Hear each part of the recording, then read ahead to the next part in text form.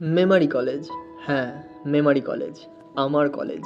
প্রত্যেক বছরের ন্যায় যখন সরস্বতী পুজোর সময় আমি আমার নিজের কলেজে যাই, তখন আমি নতুন করে নিজেকে খুঁজে পাই। কারণ এই সরস্বতী পুজো শুধুমাত্র যে আমার একার পুজো সেটা নয়, আমার মতন অসংখ্য ছাত্রছাত্রীদের এই পুজো মানেই যে শুধুই পুজো সেটা নয়।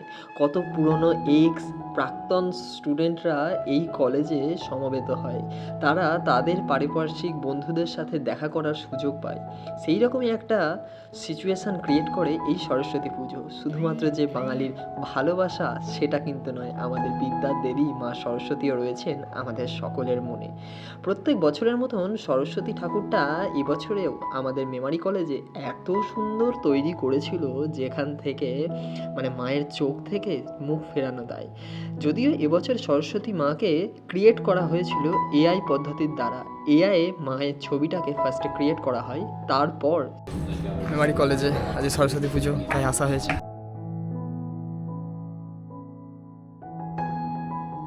অনেকক্ষণ সময় যাওয়ার পর যখন হাতে সময় আসলো পুষ্পাঞ্জলি দেওয়ার, তখন আমরা সবাই খুব এক্সাইটেড ছিলাম যে হয়তো এইবার আর কিছুক্ষণের মধ্যেই পুষ্পাঞ্জলি শুরু হবে। যদিও এবারের পুজোটা অনেকটাই লেট করে শুরু হয়েছিল, তাই বেশ ভালোও লাগছিল যে হ্যাঁ, কে কতক্ষণ না খেয়ে উপোস করে কাটাতে পারে মা সরস্বতীর জন্য।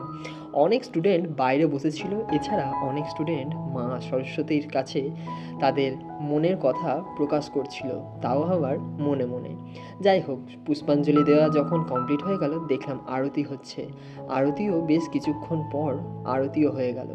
মোট কথা, এবারের ডেকোরেশনটা এতটাই সুন্দর করেছিল যে প্রত্যেকের এতটাই ভালো লেগেছে। প্রত্যেকটা জায়গাতে এসে, প্রত্যেকটা দেওয়ালে এসে ছবি তুলেছে সবাই। ঘড়িতে যখন 12টা, 12:30 বেজে গেল, তখন দেখলাম স্টুডেন্টদের বেশ ভালো রকম ভিড় হয়েছে। সাথে পুষ্পাঞ্জলি দেওয়ার পর হোম হলো। হোমের জন্য এই আগুন বেশ জ্বলে উঠেছে। ঘি দিয়ে সেই আগুন যেন আরও তীব্র প্রকট হয়েছে। যাই হোক, অনেকে দাঁড়িয়ে দেখছিল বাইরে থেকে, অনেকে আবার ভেতর থেকে।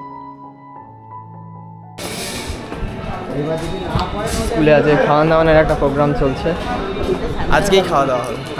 স্কুলে বলছি, সরি, কলেজে। আজকে কলেজে আমাদের খাওয়া দাওয়ার একটা প্রোগ্রাম চলছে। আজকেই সরস্বতী পুজো, তো সরস্বতী পুজোর সাথে সাথেই আজকে আমাদের খাওয়া দাওয়াটা হয় প্রত্যেক বছরের ন্যায়। আমি এসেছি, বাস্তব এসেছে, প্রিয়া এসেছে। সামনের দিকেও ঠাকুরটা তোমাদের দেখালাম, কেমন হয়েছে তোমরা কমেন্ট করে জানিও। আর এইখানটাতে বসে খাওয়া দাওয়া হয়। মাঠের মধ্যে এবছরে করেছে, না হলে প্রত্যেক বছর বড় যে রুমটা আছে সেই রুমের মধ্যে খাওয়া দাওয়া হয়। এবছরে মাঠের মাঝখানে করেছে, বেশ ভালো লাগছে। খাবার জায়গাটা তো তোমাদের দেখিয়ে দিলাম। তো আমাদের কিন্তু এখনো পর্যন্ত কোনো ছবি তোলা হয়নি, তাই সেখানে অনেকক্ষণ ধরে দাঁড়িয়ে অনেক ছবি তোলার পর সোজা চলে গেছিলাম খাবার খেতে। তো এই হচ্ছে আমার সরস্বতী পুজোয় কলেজের ভোগ খাওয়ানো। এদিকে সবাই মাঠের মধ্যে বসে ভোগ খাচ্ছে। অনেক মানুষ আজকে এসেছে, অনেক ছাত্রছাত্রীরা সবাই এসছে। পিছনে আছে রাহুল, ও লজ্জা পাচ্ছে বলে খাচ্ছে না।